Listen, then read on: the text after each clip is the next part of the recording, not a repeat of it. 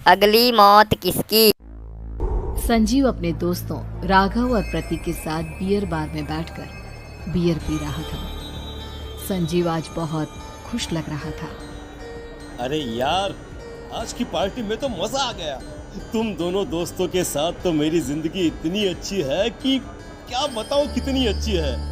अरे भाई, अब दोस्ती की है तो जीना मरना सब साथ में। हाँ अरे अरे यार सुनो, जल्दी से एक बियर और ऑर्डर करते हैं ना, एक आखिरी, और उसके बाद ये जश्न यही खत्म हो जाएगा।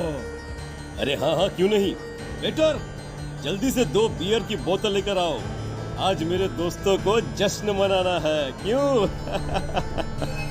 इतने में वहां पर एक बहुत सुंदर लड़की छोटे छोटे कपड़े पहनकर हाथ में बियर की बोतल लेकर उसके पास आती है। ये लीजिए, आपने बियर ऑर्डर की थी ना, मैं लेकर आ गई। क्या बात है यार, इस बार की वेटर तो बड़ी सुंदर है। अब बियर लेकर आई हो तो अपने हाथों से ही पिला दो ना। हाँ हाँ, क्यों नहीं, जैसा आप बोलोगे मैं वैसा ही करूँगी। क्या बात है यार, अब तो लगता है रोज यही आना पड़ेगा।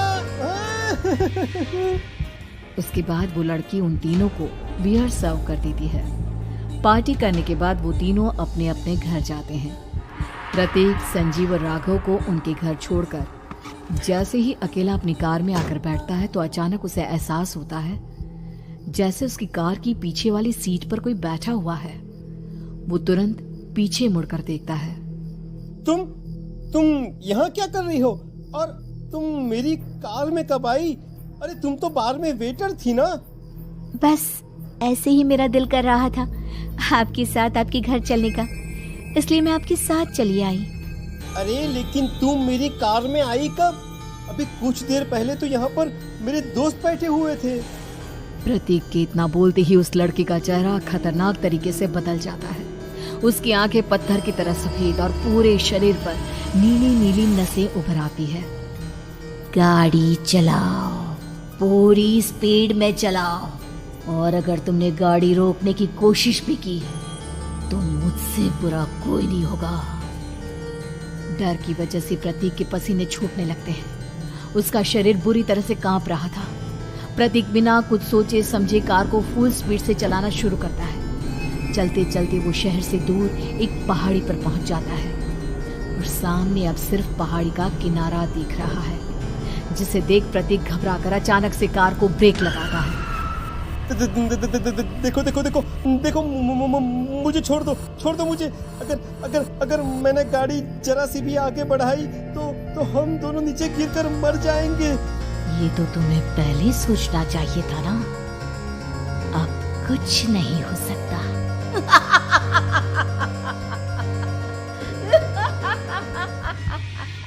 छोड़ दो मुझे। नहीं प्लीज मुझे छोड़ दो। प्लीज मुझे जाने दो। छोड़ दो मुझे। गाड़ी आगे बढ़ाओ। और तभी अचानक से बिना प्रतीक के स्टार्ट किए उनकी कार आगे बढ़ती है और गहरी खाई में गिर जाती है। उसके चीखने की आवाज एक चारों तरफ सुनाई देती है।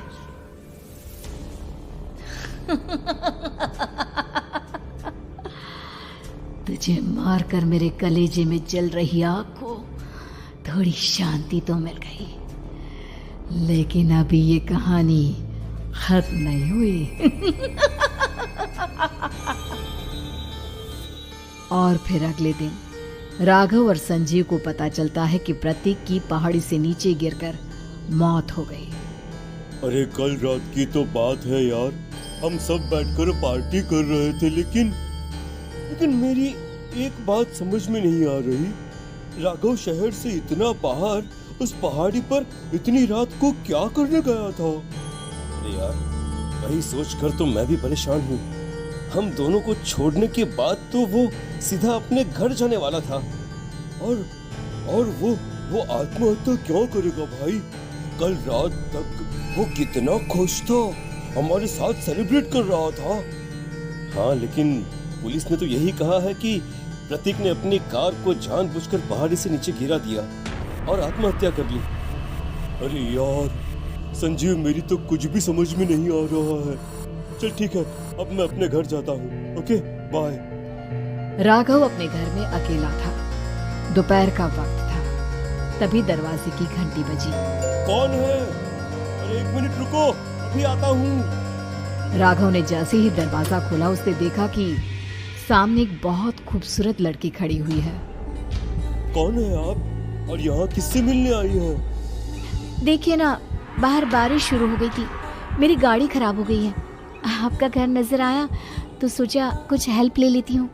क्यों नहीं, आइए ना, आइए आइए। मेरे कपड़े पूरे भीग चुके हैं, क्या आपके पास टॉवल मिलेगा प्लीज? राघव अपने बाथरूम से एक टॉवल लाकर उस लड़की को देता है। थैंक यू सो मच, अब मैं चलती हूँ। अरे इतनी क्या जल्दी है? आप चाहे तो बारिश रुकने तक यहाँ पर रुक सकती हैं। हाँ।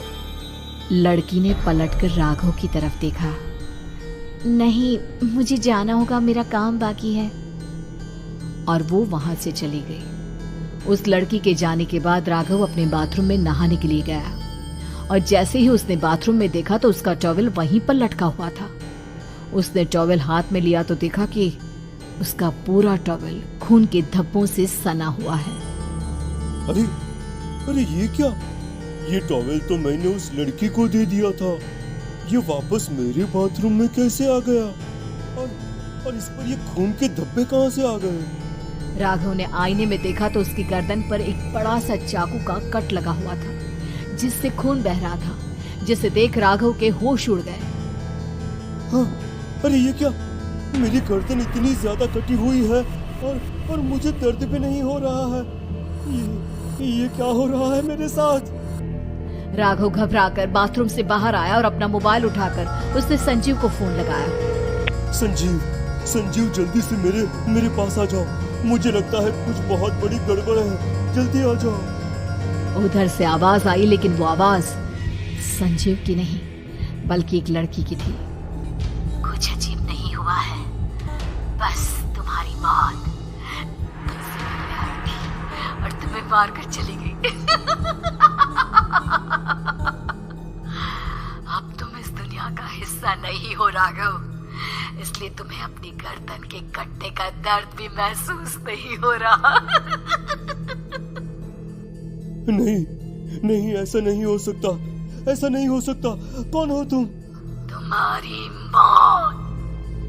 अब संजीव के पास खबर पहुंचती है कि राघव ने अपने ही घर में चाकू से गर्दन काटकर आत्महत्या कर ली। ये सुनने के बाद संजीव के होश उड़ गए। वो पसीने से तरपतर हो गया और एक अनजाना डर अब उसके दिल को सताने लगा। संजीव के साथ ही उसका एक छोटा भाई राजीव भी रहा करता था। अपने भाई को इस तरह परेशान देखकर राजीव उसके पास आया। अरे भैया, क्या हुआ भैया? आप इतने घबराए हुए क्यों लग रहे हैं? प्रतीक और राघव की मौत, मेरा मतलब मेरी कुछ समझ में नहीं आ रहा भाई। अचानक से मेरे दोनों दोस्तों ने आत्महत्या क्यों कर ली? अरे वो तो मेरी भी समझ में नहीं आ रहा है भैया। हाँ, हो सकता है कि कोई परेशानी होगी और इसीलिए उन्होंने ऐसा किया होगा।